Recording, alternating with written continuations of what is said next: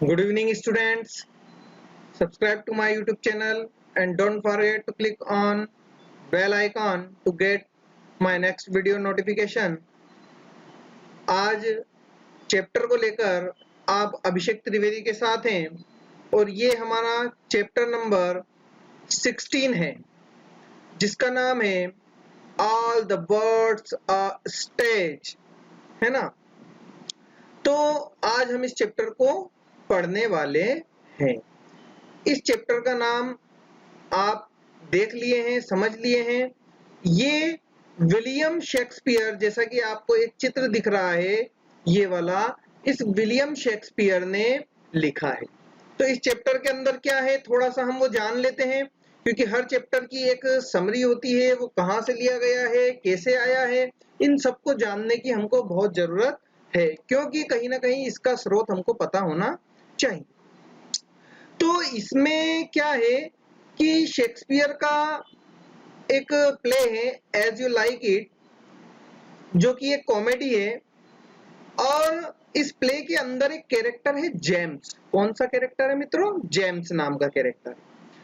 तो ये जो जेम्स है ना, कि ऑल द वर्ड स्टेज की लाइन को क्या करता है, बोलता है। अर्थात ये जो पोयम की जो एक एक पंक्तियां हैं, एक एक लाइन जो है उसको वो बोलता है, और उसमें यह दर्शाया जाता है जो कि जेम्स नामक जो व्यक्ति है वो इन सब चीजों को प्ले में बोलता है, ऐसा उसमें बताया है विलियम शेक्सपियर के अकॉर्डिंग, है ना।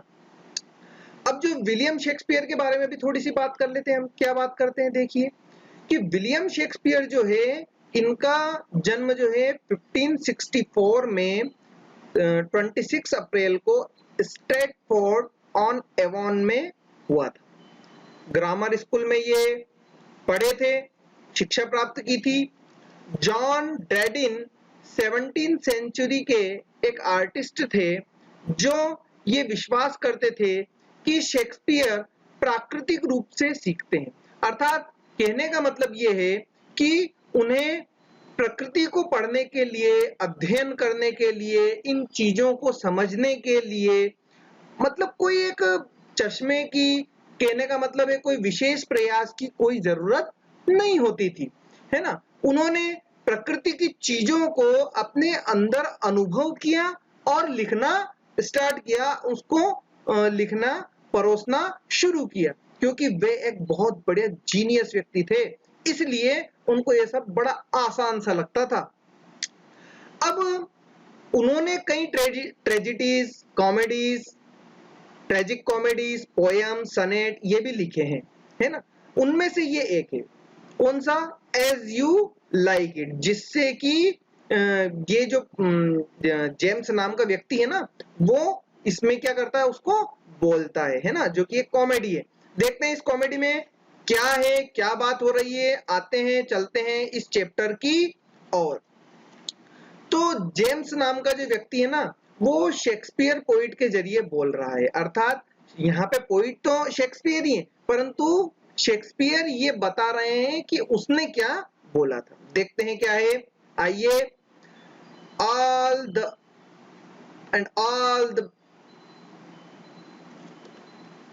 all the words has a stage, है ना। all the words a stage। ये जो सारा संसार है ना, ये जो पूरा विश्व है ना, ये क्या है? एक रंगमंच है। क्या है?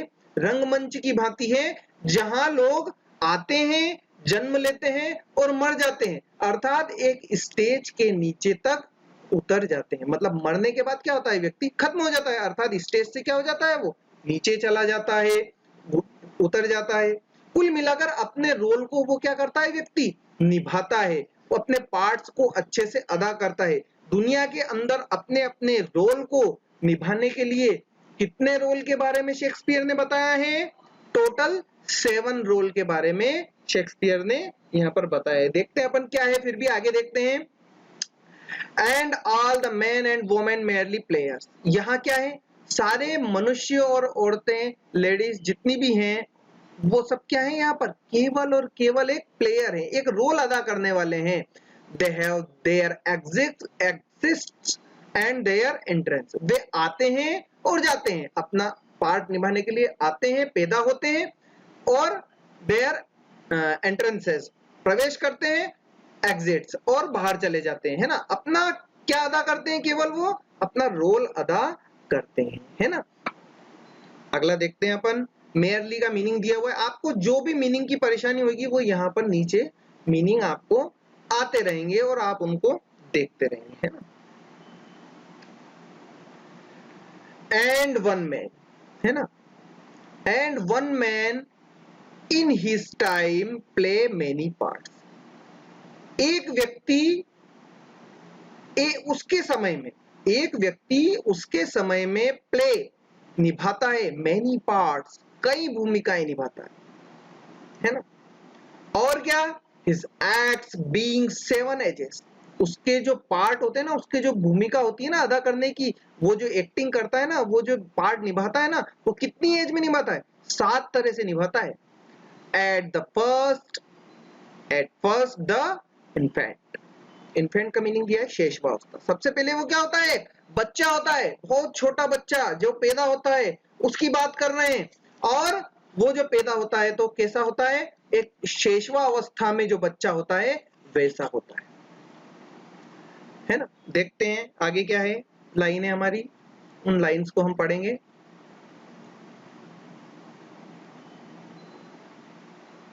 देखिए, mewling and puking in the nurse's आर, क्या होता है मैवलिंग, मैवलिंग का मतलब होता है चिल्लाना, जोर जोर से आवाजें करना। तो एक बच्चा क्या करेगा, चिल्लाएगा, है ना। तो यहाँ मीनिंग निकलेगा चिल्ला, बिलबिलाना, है ना।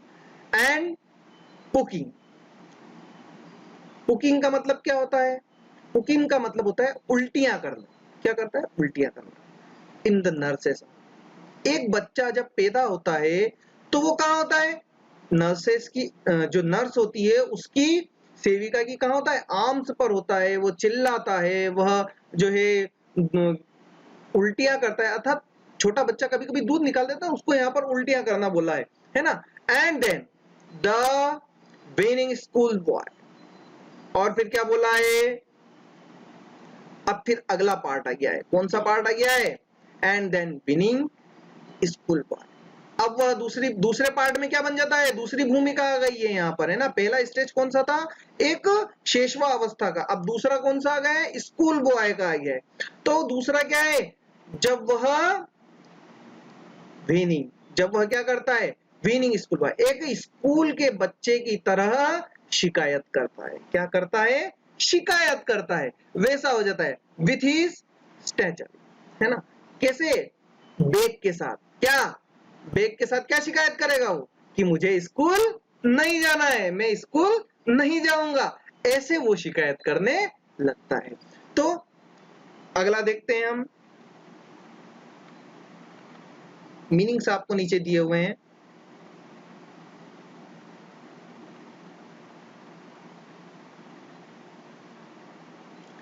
And shining morning face creeping like snail, और क्या, और उसका जो चेहरा होता है ना, उसका जो सुबह सुबह जब उसका चेहरा बहुत तरोताजा चेहरा होता है, वो चमकदार होता है, स्नेल की तरह वो क्या करता है, रेंगता है।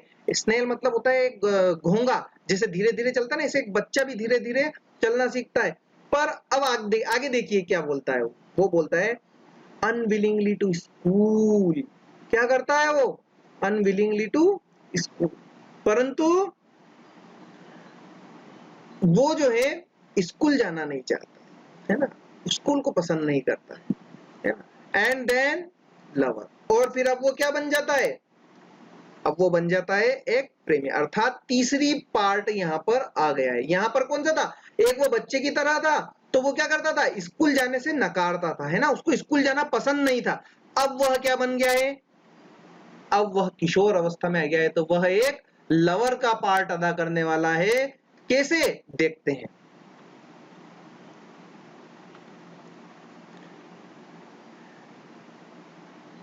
Sing like furnace with a woeful ballad, अब क्या कर रहा है वो, जब लवर का पार्ट अदा कर रहा है तो वो क्या कर रहा है, वह यहां लिखा हुआ है, इसका मतलब क्या होता है, इसका मतलब होता है आहें भरना, है ना। और लाइक अ फर्नेस, फर्नेस मतलब भट्टी में, है ना, एक गर्म भट्टी होती है ना, तो जब वह विथ अ वॉफुल बैलेट, है ना, वॉफुल का मतलब था अत्यंत होता है, जब वह किशोर अवस्था में होता है और जब एक लवर की भूमिका निभाता है तो वो क्या करता है, अपने प्रेमिका के बारे में जब वो प्रेमिका नहीं होती है तो उसके दुख में क्या करता है, दुख में आहें भरता है। कैसी, भट्टी, ये जो भट्टी में तपन होती है ना, वैसी गर्म गर्म आहें वो भरता है। और क्या, made to his mistress, made to his mistress, eyebrow then a soldier, तड़पता है किसके लिए, मैड टू हिज मिस्ट्रेस। यहां तक आ गया आपको समझ में, दुख भरे गीत गाता है एक, और क्या करता है, आहें भरता है, और उसकी यादों में वह यहाँ पर खोया रहता है। मैड टू हिज मिस्ट्रेस, जो कि उसने बनाए हुए हैं, वो जो गीत गाता है ना, ये बैलेट क्या होता है, दुख भरे गीत, है ना, वो अत्यंत उदासी में जो दुख भरे गीत गाता है, वो कौन से गीत गाता है, जो कि उसने बनाए किसके लिए, हिज मिस्ट्रेस, उसकी प्रेमिका के लिए, जो उसने गीत लिखे हैं, बनाए हैं, वो उनको गाता है। आईब्रो, आईब्रो से यहाँ मतलब क्या है, उसकी यादों से, उसकी यादों में जो उसने लिखा है ना, उसकी बात यहाँ पर हो रही है। देन अ सोल्जर, फिर अगला पार्ट आ जाता है, कौन सा, चौथा पार्ट, वो कौन सा अदा करता है चौथा पार्ट, सोल्जर का। अब वह एक सैनिक बन जाता है, लवर से ऊपर उठ जाता है और वह क्या बन जाता है, सैनिक बन जाता है। तो सैनिक क्या करता है, देखिए, full of strange oaths and bearded like the part। अब क्या कर रहा है वो, oaths का मतलब शपथ, पार्ट मतलब सेना का जनरल, कैनन मतलब तो देखिए वह क्या करता है, पूरे जोश से वह देश की रक्षा के लिए शपथ लेता है, ऑन द स्ट्रेंथ, है ना, यह शपथ लेता है पूरे जोश से, फुल ऑफ स्ट्रेंथ, क्या करता है, शपथ लेता है, and bearded like a part, और एक इस तरह एक जनरल बन जाता है, क्या बन जाता है, जनरल। बियर्डेड का मतलब होता है वो जो जनरल की क्या होती है, दाढ़ी आ जाती है ना, एक बड़ा ओहदा हो जाता है, तो वैसा व्यक्ति यहाँ पर उसको बताया है। फिर आगे क्या लिखा है, जेलस इज इन ऑनर। अब क्या होता है उसको, sudden and kick in quarrel, क्या करता है वो, वह करता है, ये करता है कि वह अपने सम्मान के लिए जीता है, अपने सम्मान में ईर्ष्यालु भी होता है, अपने सम्मान में ईर्ष्यालु भी होता है, अर्थात वो सब कुछ कर सकता है किसके लिए, उसके सम्मान के लिए, लड़ने के लिए हमेशा तैयार रहता है। Quick in corner, quick in corner, sudden, अचानक कभी भी तेज हमला करना हो ना, तो हमेशा उस चीज के लिए तैयार रहता है, कभी भी। फिर आगे क्या कह रहा है, सीकिंग द बबल रेपुटेशन, अपनी इज्जत के लिए वह कुछ भी कर सकता है, अर्थात सैनिक के जीवन में शपथ से ज्यादा और कुछ मायने रखता ही नहीं, उस शपथ के लिए वो जीता है और उस शपथ के लिए वो मरता है, even in the cannons mouth. तो इतना इतना स्ट्रेंज होता है उसमें कि अपने जज्बे के लिए, अपने सम्मान के लिए, अपने देश की आन के लिए वह तोप के मुख पर भी खड़ा हो जाता है, मतलब उसकी भी उसको कोई चिंता नहीं होती है, ऐसा एक जो है सैनिक होता है। एंड देन द जस्टिस, और अब अगला पार्ट आ गया है, कौन सा, पांचवा पार्ट वह अदा करने वाला है, और वह क्या बन जाता है, अब पांचवे रोल में वह एक जज बन जाता है, जस्टिस, जज, नेतृत्व करने वाला व्यक्ति बन जाता है। देखते हैं ये क्या करता है नेतृत्व करने वाला व्यक्ति, इसके बारे में लेखक ने क्या लिखा है, पोइट ने क्या लिखा है, देखते हैं।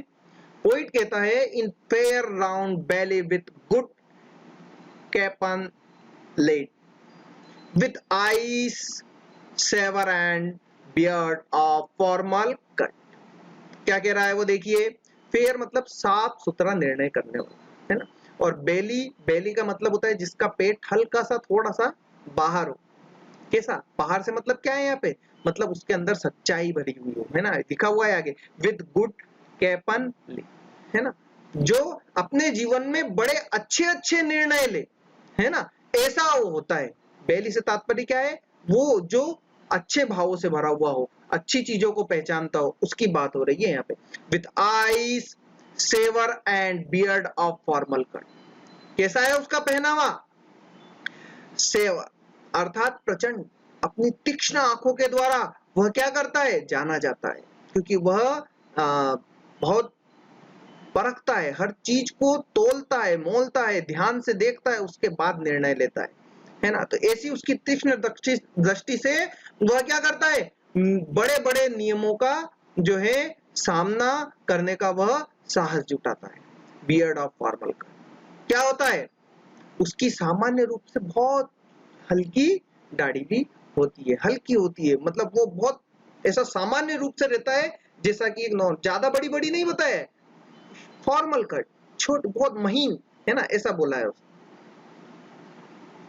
अगला देखते हैं शेक्सपियर साहब क्या बोलते हैं, full of wise saws and modern instances, है ना, and so he plays his part the sixth age shifts. देखते हैं क्या बोल रहा है, देखने में क्या होता है, फुल ऑफ वाइस, बहुत बुद्धिमान होता है, बहुत, जब भी आप किसी भी जज को देखेंगे ना, तो उसको देखते ही आपको पता चलेगा कि ये कितना इसके अंदर ज्ञान है, कितना ये बुद्धिमान है।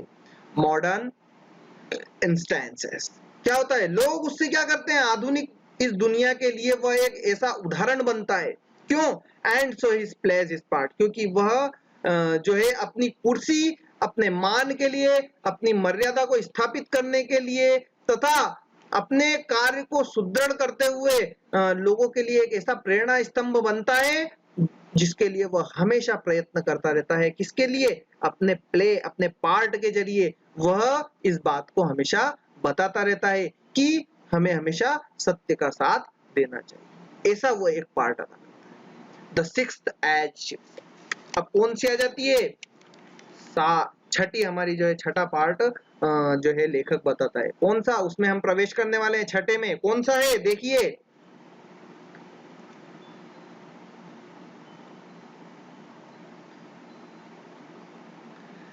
into the lean and sleepered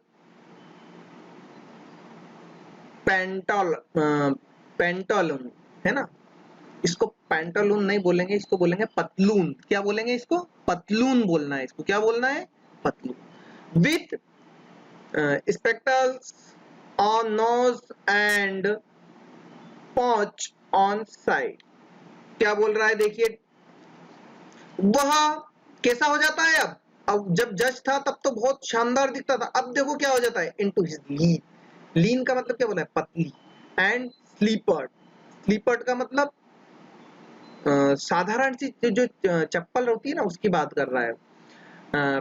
पतलून, पतलून से मतलब जो है वो जो पायजामा पहनता है ना, उसकी बात हो रही, विद स्पेक्टर मतलब ये चश्मे की बात हो रही, एंड पाउच, यहाँ पे झोला, झोले की बात हो रही, ऑन साइड, है ना, बाजू।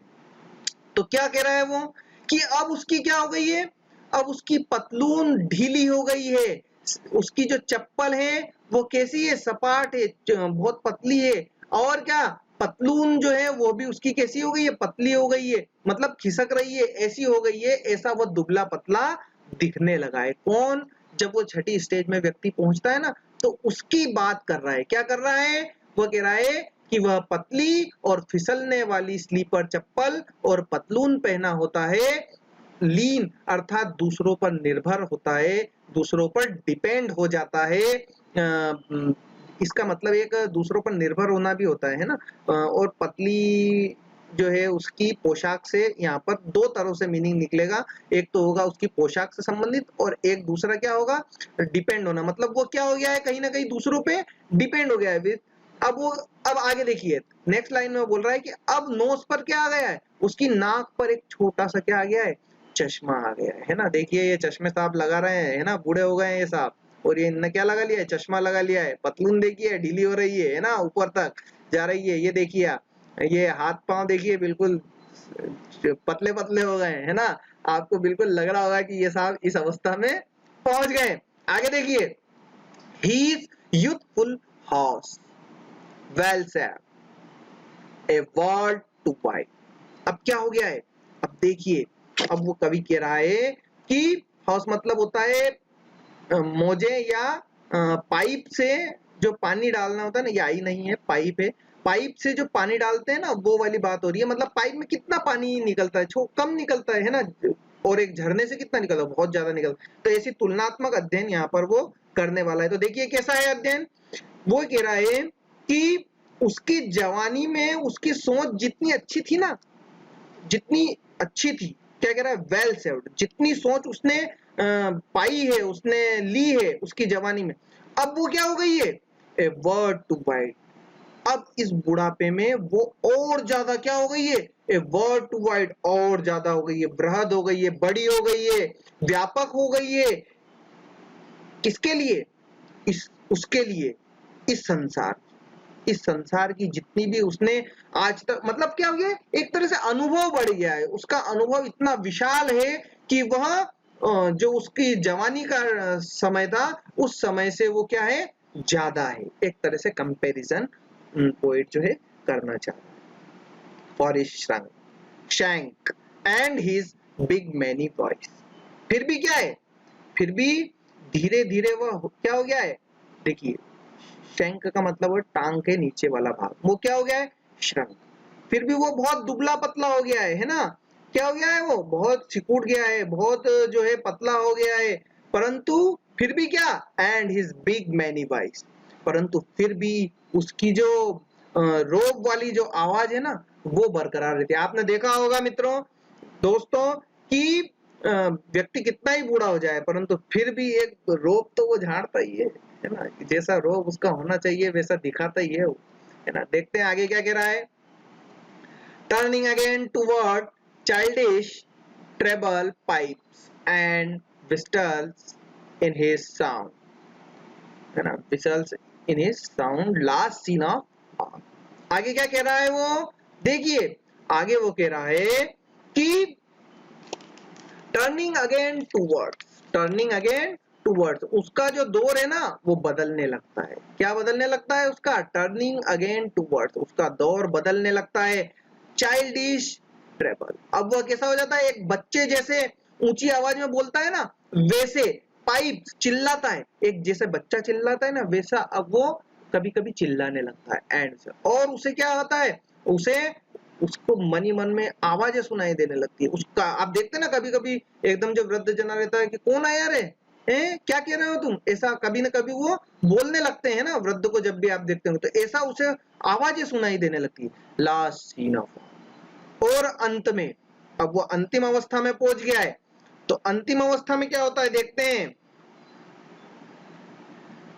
That ends his strange eventful history।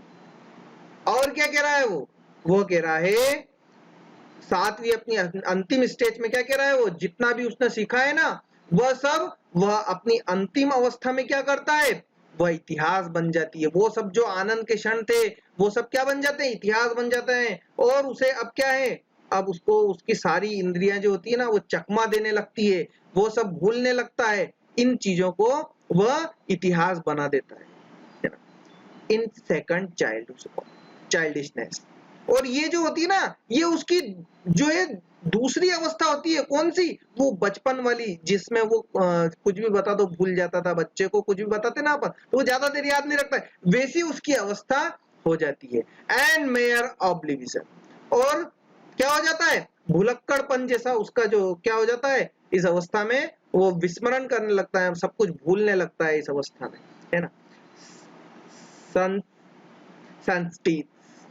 उसके जो दांत होते हैं, क्या होते हैं वो दांत गिरने लगते हैं।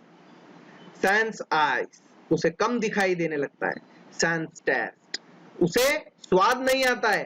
सेंस एवरीथिंग, और जो बाकी चीजें हैं वह भी उसके लिए क्या हो जाती है, बेकार हो जाती है। इस तरह वो जो है अपना सातों जो पार्ट है इस पोयम के जरिए वह जो है शेक्सपियर साहब ने जेम्स के माध्यम से हमको बताए हैं।